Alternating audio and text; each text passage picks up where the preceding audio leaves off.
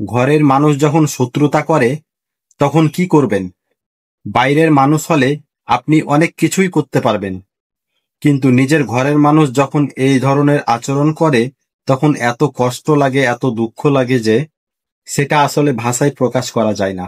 যারা নিরাপত্তা দেওয়ার কথা তারাই যখন আঘাত করে তাহলে মনটা ভেঙে যায়, আফসোস লাগে, নিজেকে নিজেই প্রশ্ন করতে ইচ্ছা করে, কাদের জন্য এত কিছু করলাম, কাদেরকে এত আপন ভাবলাম।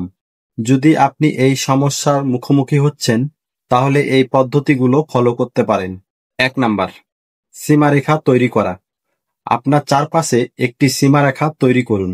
কি কাজ করলে আপনি কষ্ট পান সেটা স্পষ্টভাবে জানিয়ে দিন, কারণ আপনি যদি সীমারেখা না টানেন তাহলে অন্যরা আপনাকে সহজে আঘাত করবে।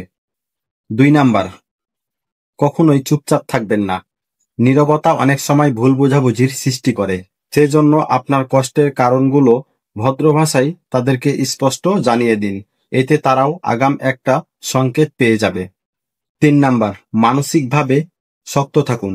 আপনার জীবন একান্তই আপনার, সুখ দুঃখ সবই আপনার, কারণ তাদের কথার মাধ্যমে কিন্তু আপনার মূল্য নির্ধারণ হয় না। 4 নাম্বার, ইতিবাচক সঙ্গ খুঁজুন।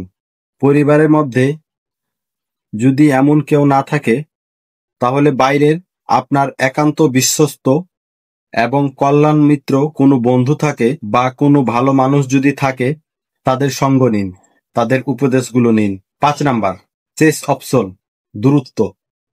যদি কোনোভাবেই তাদেরকে বুঝাতে না পারেন, আপনার সব চেষ্টাই বিফলে যাচ্ছে, তাহলে আপনি মানসিকভাবে দূরত্ব তৈরি করুন। যেহেতু তাদেরকে কোনোভাবেই বোঝানো যাচ্ছে না, সেজন্য মানসিকভাবে দূরত্ব রাখাই হচ্ছে শান্তি বজায় রাখার শেষ ফর্মুলা। মনে রাখবেন, বাইরের কেউ হোক বা ঘরের কেউ হোক, তাদের হাতে কিন্তু আপনার জীবনটা নয়। আপনার জীবনটা সম্পূর্ণ আপনার হাতে, এবং আপনার মানসিক শান্তিও সম্পূর্ণ আপনার উপর নির্ভর করছে। এটাই কিন্তু বাস্তব। ধন্যবাদ।